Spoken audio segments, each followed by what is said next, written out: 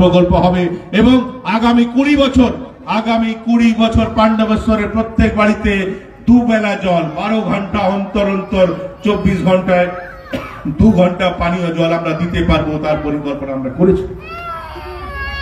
পাণ্ডবেশ্বর আমাকে বলা হয়েছে যে আধার কার্ডের জন্য কাউকে আসানসোল যেতে হয়, কাউকে দুর্গাপুর যেতে হয়, তাই আমরা সিদ্ধান্ত নিয়েছি যে একটা পাণ্ডবেশ্বর ব্লকে আর একটা লাউদোয়া ব্লকে দুটো আধার সেন্টার, যাতে আধার কার্ডের জন্য কাউকে অন্য কোথাও না যেতে হয়, সরকারি আধার সেন্টার দুটো এই অঞ্চলে খোলা হবে, সে সিদ্ধান্ত আমরা নিয়েছি। রক্তের জন্য কেউ অসুস্থ হলে, ব্লাডের প্রয়োজন হলে আইদার আসানসোল ব্লাড ব্যাংকে যান বা দুর্গাপুর ব্লাড ব্যাংকে যান।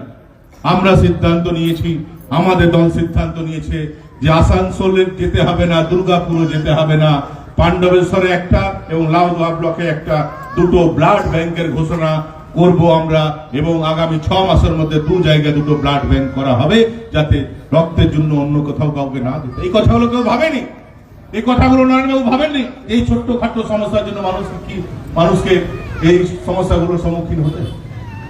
আইটিআই কলেজ, যারা বিভিন্ন টেকনিক্যাল স্টাডিজ করছে তাদেরকে উচ্চ শিক্ষিত করার জন্য আইটিআই কলেজ একটা করে দেওয়া এবং আইটিআই কলেজের মাধ্যমে যে ছেলেরা অন্যান্য রাজ্যে চলে যাচ্ছে, ব্যাঙ্গালোর চলে যাচ্ছে, মাদ্রাজ চলে যাচ্ছে, পুনে চলে যাচ্ছে, কর্ণাটক চলে যাচ্ছে, তাদেরকে আমাদের পাণ্ডবেশ্বরের আইটিআই কলেজের মাধ্যমে তাদেরকে শিক্ষিত করে তাদের কর্মসংস্থানের ব্যবস্থা করা, এই দায়িত্ব আমরা নিই।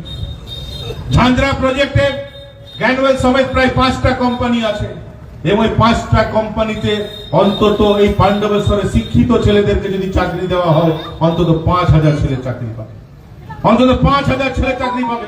কিন্তু তাদেরকে চাকরি দেওয়া হয় না এবং তারাও খুব বুদ্ধিমানের মতো কাজ করেছে। এই কোম্পানির মালিকরা যারা আছে তারা খুব বুদ্ধিমানের মতো কাজ করেছে। তারা তৃণমূল কংগ্রেসের 1-2 নেতাদেরকে রেখেছে তাদের কর্মচারী হিসেবে। কোনোদিন শুনেছেন যে তৃণমূল কংগ্রেসের নেতা কর্মচারী?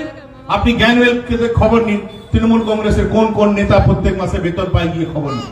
এবং এই বেতন কেন দেওয়া হয়? তাদেরকে কাজ করতে হয় না, তাদেরকে এই কারণে বেতন দেওয়া হয় যাতে অঞ্চলের যুব সমাজ, অঞ্চলের বেকার ছেলেমেয়েরা কোনো আন্দোলন সংগঠিত না করতে পারে। কেউ আন্দোলন করতে গেলে ওরাই আগে ধমকাবে, এই আন্দোলন করতে পারবে না।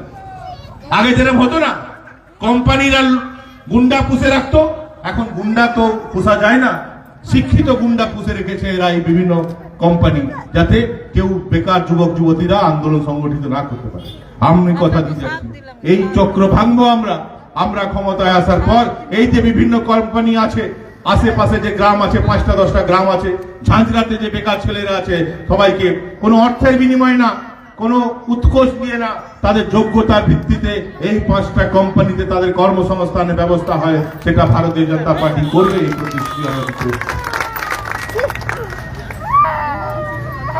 যতই বিদ্যালয় আছে, আপনারা জানেন যে পাণ্ডবেশ্বরে অনেক স্কুল আছে, প্রাইমারি স্কুল আছে, সেকেন্ডারি স্কুল আছে, হাই স্কুল আছে।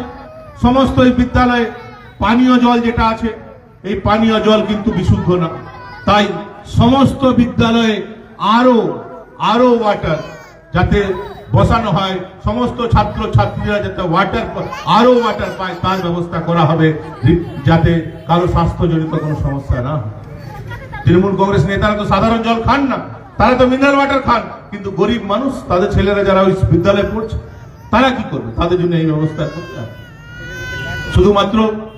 শুধুমাত্র ছাত্রছাত্রীদের কথা বলছি না, যারা বিভিন্ন গোষ্ঠীর মায়েরা আছেন, আমরা কথা বলেছিলাম অমিত শাহজির সঙ্গে, যে অমিত শাহজি যে গোষ্ঠীর মহিলারা আছে তারা বিভিন্ন সময় লোন নিয়েছেন, এই লোন পরিশোধ করতে পারছেন না, আমরা কিভাবে তাদেরকে সাহায্য করতে পারি। উনি বলেছেন যখন নির্বাচনী প্রচারে যাবে বলে আসবে, আমার তরফ থেকে বলে আসবে যে আমাদের সরকার গঠন হলে যত গোষ্ঠীর মহিলারা বিভিন্ন জায়গায় লোন নিয়েছেন, সেই লোন মুকুব হবে। কোন মহিলাকে যে লোন নিয়েছে সেই লোন আর পরিশোধ করতে হবে না। এটা একমাত্র আমরা পেয়েছি।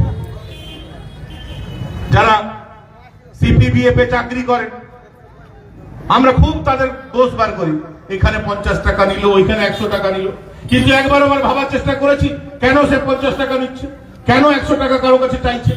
তার পরিবার হয়েছে, তার বিয়ে হয়েছে, তার সন্তান আছে, 10,000 না 12,000 বেতন, কি করে